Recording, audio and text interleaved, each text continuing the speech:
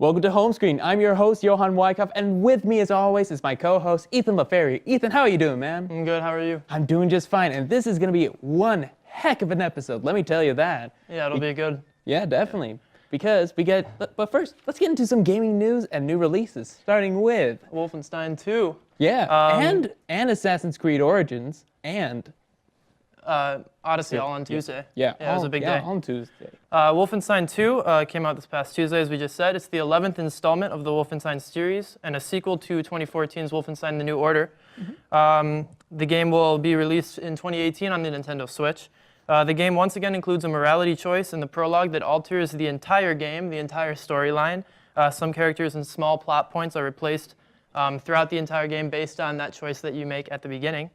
The game features a variety of weapons, most of which can be dual-wielded, which is a lot of fun. I've never played a game where you can dual-wield sniper rifles before. Well, of course. That's one of the greater features that they brought back from Wolfenstein: The New Order. That's something that I love. It's a lot of fun. It's been pretty well received among critics so far. It's got an 81% from PC Gamer, 89% on Metacritic, so not too bad. Yeah, not too bad at all. This is one of my favorite, one of my most wanted games for my Christmas list. So hopefully that'll be good. Assassin's Creed Origins is the 10th major installment in the Assassin's Creed series. It was also released worldwide on October 27th, as listed there. The game is set in ancient Egypt during the Ptolemaic period and recounts the secret fictional history of real-world events. The story explores the origins of the centuries-long conflict between the Brotherhood of Assassins, who fights for peace and by promoting liberty, and the Order of the Ancients, forerunners to the Templar Order, who desire peace through forceful imposition of order, or more like tyrannical kind of stuff. Origins received positive reviews from critics who praised the story, characters, voice acting, and reworked gameplay systems, immersive world of Egypt and the visuals, while criticizing some of the pacing and the technical issues, as of course. The game has been lauded as either the best or one of the best installments in the series by multiple critics, though personally, I have to go with Black Flag. Black Flag is the best, by far. Assassin's Creed 3 was my favorite. Oh, well, of course. I mean, Ezio. Yeah. Ezio's the best. But watching this game on Twitch, I was like happily surprised by how good it seemed. Yeah, no, definitely. And different. Like the loot system that they added, all that stuff seems pretty cool. And the combat has been completely reworked. Yeah. What else is there? Super Mario Odyssey also came out this past Tuesday. In Odyssey, Mario travels across many worlds on the Odyssey, which is his hat-shaped ship, in an effort to rescue Princess Peach from Bowser, who wants to marry her. Oh, well, that's a completely different thing. I mean, it's all about the kidnapping, but now it's marriage? The permanent kidnap. Oh, wow. The game sees Mario traveling to various locations, known as kingdoms, which return to the free-roaming exploration-based level design of previous Mario games, including Mario 64 and Super Mario Sunshine.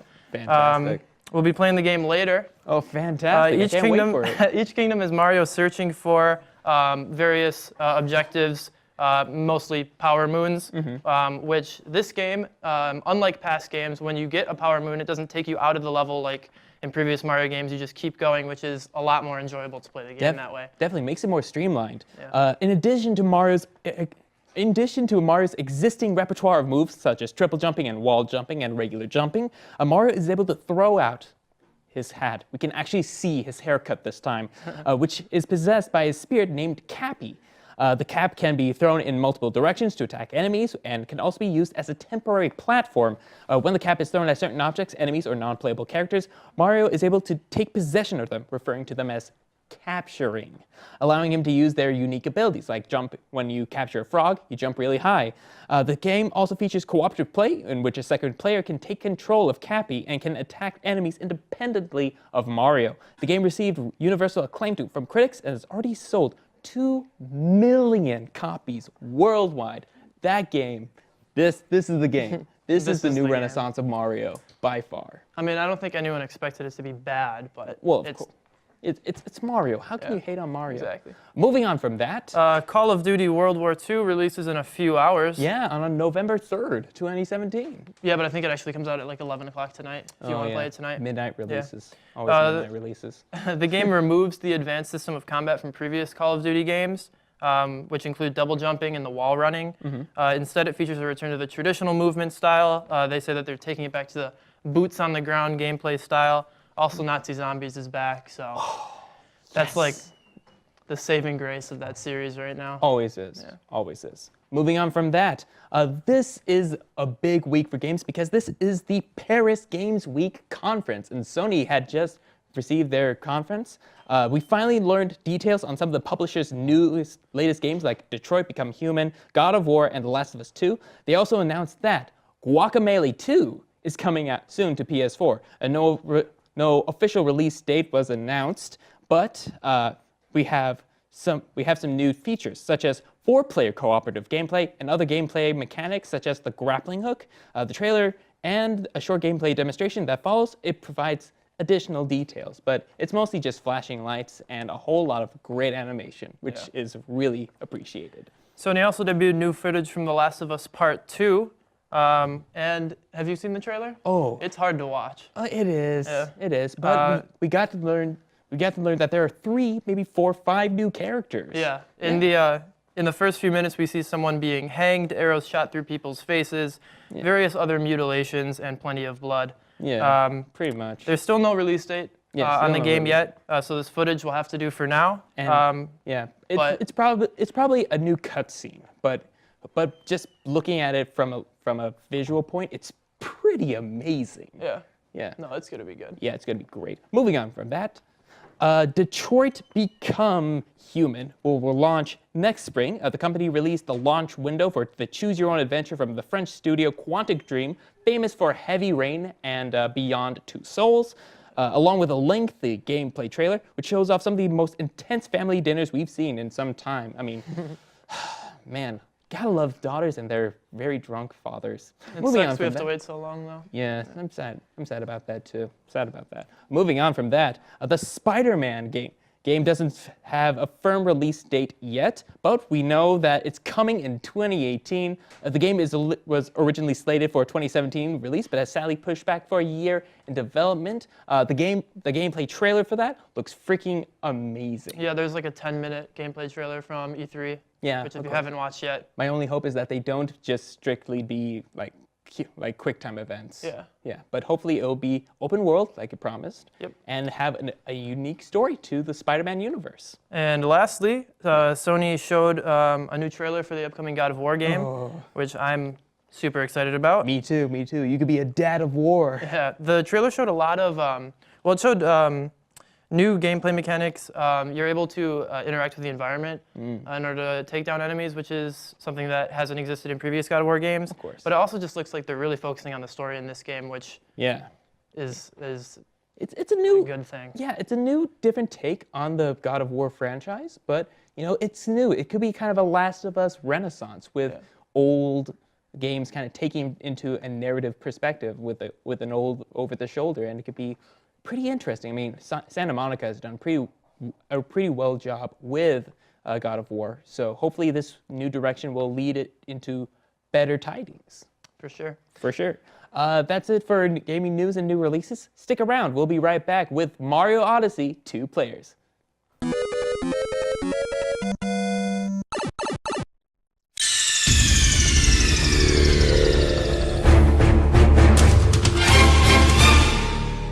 Hey, welcome back. We're going to be playing some Mario Odyssey soon. Right now, it's going to be pretty freaking awesome. All right, so I've never played this game before. So you're controlling the hat? Yes, I am. And you are controlling Mario. So let's just see how we do it. Oh, here we go. Okay, Can you do like the cap jump? Yep, here we go. All right, is this our objective? Yep, that's our objective. All right, and there we go. So now you are going to be taking control of this chomp chomp right here. So I think what you got to do is pull back and then release. There we go. There we go. And that's our first power moon right there. Easy. Very easy. Oh, just make sure that you're avoiding all that. I'm just excited. I'm just so excited right now. That's our first power moon. And now we get to go through the whole shindig of finding out what it is. So, what's happening? Yeah, it's falling down as we speak. So this is the very first level in the game after the tutorial. Yeah, but now we got to go up to the top of the falls. And ooh, I think we gotta go through our first boss battle. Yeah, we found another power moon, and so what are your first impressions of the two-player mode so far? It's fun. Oh well, of course. Oh hey, Oh, is this our ship? I guess that's our ship. This is what we're looking for. That's the Odyssey, I think. But we just gotta make sure that this is like actually. But let's get to the. Can we go in it? Well, No. Well, we gotta. We go, need 5 moons. Yeah. All right. So This I'm way. just. Yeah. How do I turn the? Can you control the I think, camera? Well, I think that because we're doing two-player, it's kind of more of a fixed. All right. But so we're just gonna hang. So you just gotta get those coins. Oh, hey, that's cool. All right, so let's take a gander right over here. We have all these lovely. Oh, and these are the purple coins, right? Yeah, these are coins that are directly like these are exclusive to the kingdom. So if you want to buy stuff that have purple coins in it, you need to collect these purple coins. Yeah, and get the. Gotcha. Yeah. All right, there you go. What do I want to do with this now? Okay, so you just got to bump into him. Attack you this just guy? Bump into him. Yeah. Awesome. There you go. Now, then you can bump into that guy again. Nah. Sure. All right, so just avoid all that. We could just avoid all that. Oh, hey. So, travel tip the spin throw. Just snap it.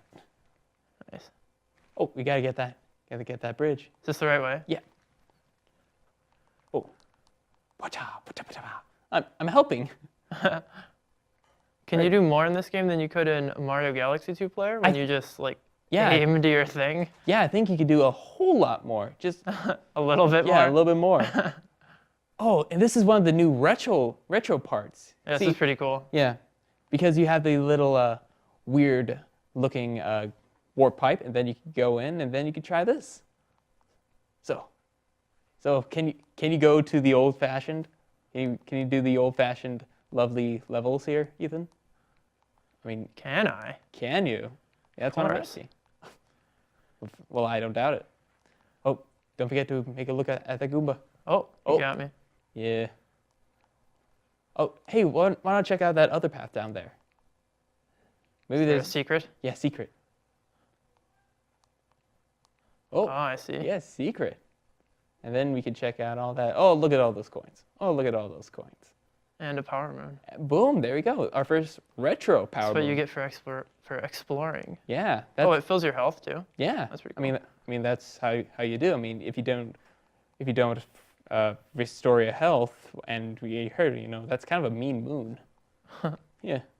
But then again, how do we know if it's a mean moon? I mean, moons are kind of there. All right. So footfall heights. I get this one for you. So then all you gotta do is just bump that chomp chomp into that chomp chomp. Boom. Yeah, there we go. Yahoo! Wahoo! I'm feeling great. Like this is a great one. Here we go. Here we go, the first boss. Oh, that's a lovely little golden chomp chomp right there. And Milady.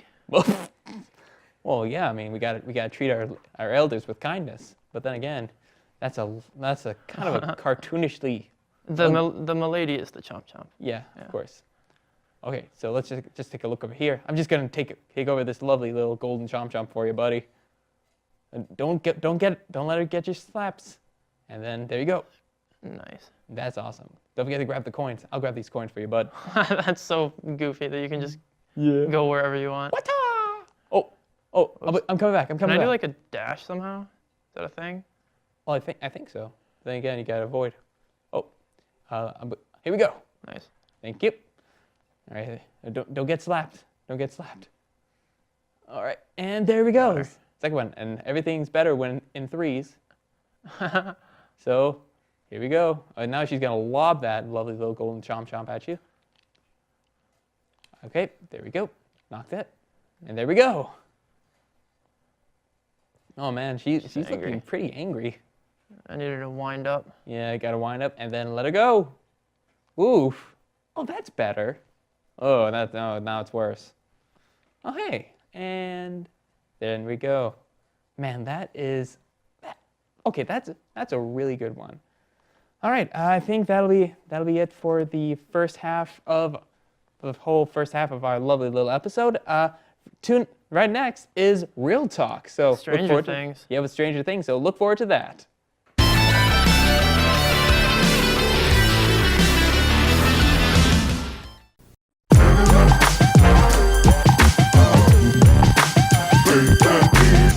Hello, everybody, and welcome back to Real Talk. If you've been binge watching as much as I have on Netflix, I stayed up all the way from 9 a.m. or 9 p.m. to 5 a.m. on Friday night there to Saturday, watching the whole entire season 2 of Stranger Things. It was absolutely phenomenal. We're not going to give away spoilers here today, though, but we would like to give you a little bit of introduction if you've never seen Stranger Things. And that's why I have my good friend here, Josh, to do just that. Josh? All right, hi guys. So, fun fact, Stranger Things Season 2 released on the same day as Mario Odyssey, so that's kind of what we're revolving around. And it is a big hit already, same as the first season. So, looking at the first season in retrospect, it all revolves around these 4 kids, in a sense, who are on kind of a Stephen King-like adventure, and they go through some pretty horrible things. It also has B-plots with their family members, and there's a lot of emotion packed into this show, which, normally you don't find in a sort of horror film. You'll normally find people screaming, people scared, but that's all you get. In this, you get a lot of different emotions, and I feel like that's really disclosed best by talking about the characters in Stranger Things. So we're going to go into our favorite characters in Stranger Things. Once again, we're only clarifying Season 1 because we want you to go out and watch Season 2. We just want to give you a heads up on what you're getting into. Sorry if you've never seen Season 1. You had a whole year to watch it. So, yeah. All right, so let's go over to the characters. Right. So one of the first characters in Season 1 is Joyce Byers, played by Winona Ryder.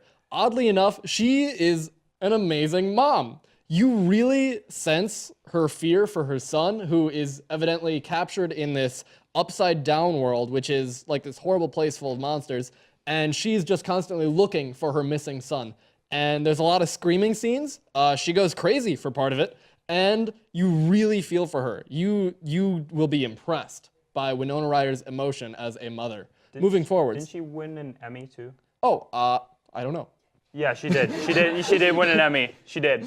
Okay. Next is another very emotional parent figure is Chief Policeman Hopper. And Hopper, originally, he comes into the show, and you don't like him when he comes on. He comes in as a drunk, bum, jerk to a lot of the different citizens in his town. But as the story progresses, he progresses, and you learn more about his past, and he's gone through some pretty dark things that I'm not going to spoil. But as it progresses, he becomes a father figure to the children as they go through their adventure. Moving onwards again.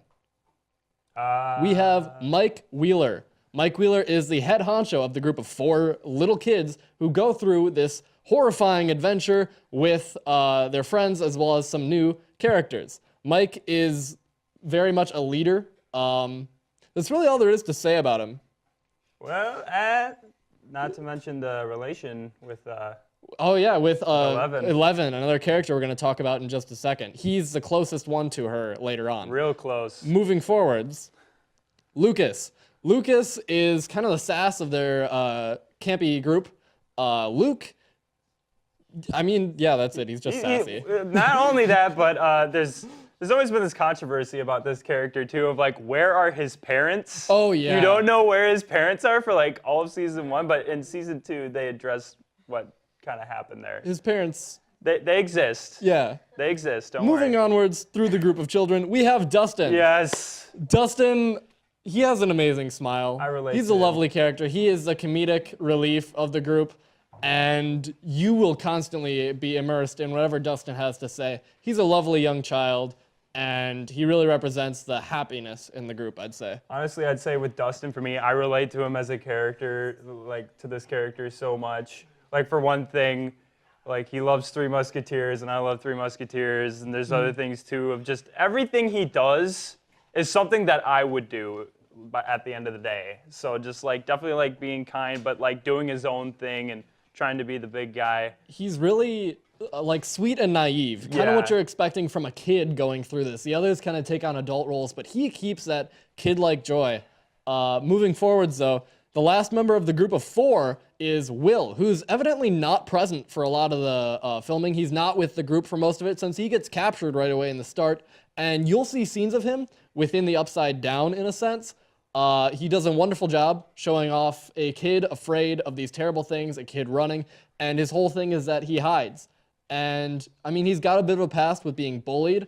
He's got some issues in his life, but at the same time, he will not be seen a lot in season 1, even though the plot entirely revolves around his whole being in this terrible place. He's missing, so he's going to be missing. It's what brings the town together towards this adventure. Moving onwards, the kids find this kid named 11. 11 is a test subject, and she has psychic powers. I'm not going to get too much into that, but she's related to the Upside Down. And when trying to find Will, the kids encounter her, and they learn that she has superpowers, and they use her superpowers to get Will back. Moving onwards. Nancy. I like Nancy. So Nancy is Mike's older sister. This goes into one of the B plots, which involves the teenagers who are in more of a dramatic setting. Very dramatic. Yeah. We're talking think of 90210 type drama chick flick. There's a love triangle. Yeah. And Nancy is the focus of she's this the triangle. pharaoh of the pyramid, let's just say that.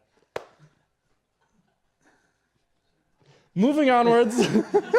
Next is Steve. I don't like Steve. Everyone likes Steve but me. I don't like Steve that much either. He's got great hair, but in the first season, he takes the role of the high school jerk character. He goes around bullying people, and Nancy falls for him. He acts like a jerk, but he's kind of a wuss. He has amazing hair. That's it.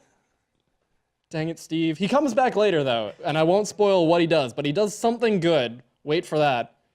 Moving onwards, we have the last piece of the triangle. We have Jonathan, Will's older brother. He spends a lot of the season 1 obviously looking for his little brother and having flashbacks that kind of bring relation to Will so that it humanizes him and you really connect to both characters in that sense. But for the other portion that he's in there, he's stalking Nancy. He's chasing after Nancy and literally stalking, yes. It's a little weird. It becomes a pivotal point in the plot that his stalking actually is a good thing, and I'm not justifying stalking. Nobody go out there and stalk. Yeah, don't. But his is important later on, and I'll leave you with that. Moving forwards, we have the Demigorgon. That is a picture of the D&D character of the Demigorgon, which actually comes into Stranger Things. Stranger Things, the kids start out with a D&D campaign, and they encounter this monster with the Demigorgon, and it's a lot of foreshadowing because Will is placed in a position where he can either attack or defend, and he has to make a final roll, which actually gets cut off as the kids go on and do other kid-like things. And might I just say, when you finally see the Demigorgon, you might get a little scared. Oh yeah, he's he does pretty not freaky look like this. He doesn't look like that at all. It's literally like a flower with a bunch of teeth. Angry flower, monster man, large. Moving onwards. Oh, yeah, there it is. Yeah, wonderful. Okay, so that is the Demigorgon. Will has been running from this thing in the Upside Down, and Elle was actually the one who contacted it, 11, at some point. And there's not a lot told about that. A lot is left up to the viewer. Moving onwards. This is my personal favorite character. He has 2 lines in the entire season. His name is Ted. He's Mike's dad. And his best line is the whole family's upset at the table, and he's just sitting there eating, and his wife is like, Ted, because he didn't jump in, and he just goes, it's good chicken. It's done better than wife's cooking, so. Ted is not important in either season, but I love Ted. Let's hope he's more important in the future. Season 3 will revolve around Ted. About his fried chicken affair. Yeah. All right. So those are the characters of season 1, the ones that we felt were very important into the show. Well, with that being said, hope you got a nice, better look at Stranger Things, and maybe you can start taking a look at it if you haven't even started season 1 yet. Season 2 is out now on Netflix as well. So if you have a Netflix membership, go take a look at that. Yeah, this is a show that is hard to stop binging, so please check it out and you will not regret it. Well, that's with everything here at Real Talk. We'll be back with some game suggestions. No, we will not be having any game suggestions. Oh, there's a trailer for Stranger Things Season 2, so watch that.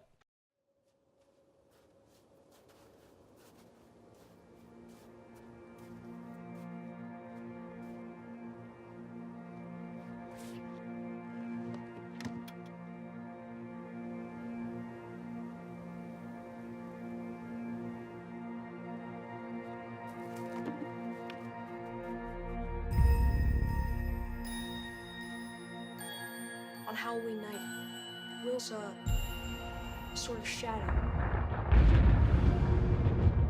Maybe all of this is happening for a reason.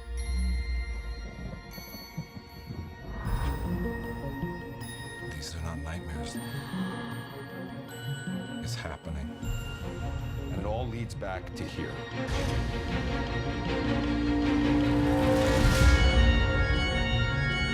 This thing. You said it was all in his head. And what have you done? Nothing.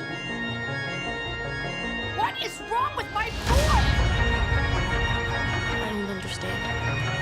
11 what? She was dead.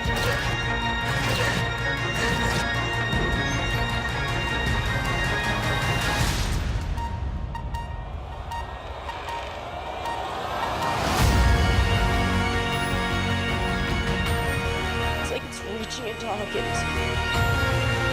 If anyone knows how to destroy this thing, it's Will. Oh my God. Don't you think it's weird how we only seem to hang out when the world's about to end? It's not like it was before. It's grown. It's Judgment Day.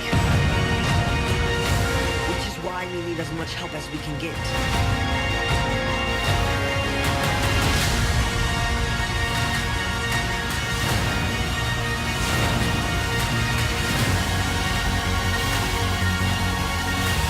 Is anyone there?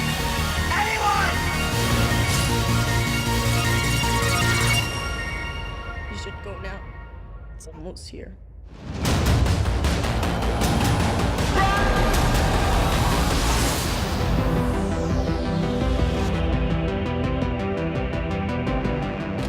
You still have that bat? Bat? What bat?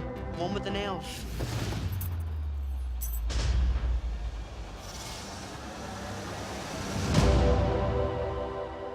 Thank you so much to Aaron and Josh for doing their beautiful little Stranger Things segment. And thank you so much to Nintendo for giving us Super Mario Odyssey. Giving us fun. Giving us fun, exactly. And that's all from us at HomeScreen. Good night and good games.